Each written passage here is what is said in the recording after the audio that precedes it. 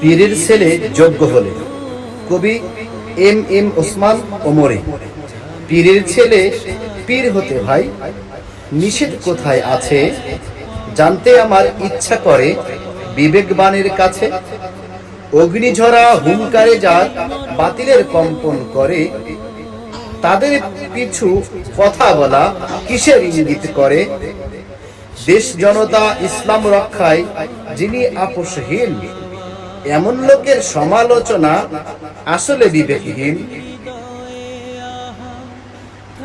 যত পারো বলতে থাকো সত্য পীরের কথা, গরিব দুঃখী মানবতার যার হৃদয়ে ব্যথা।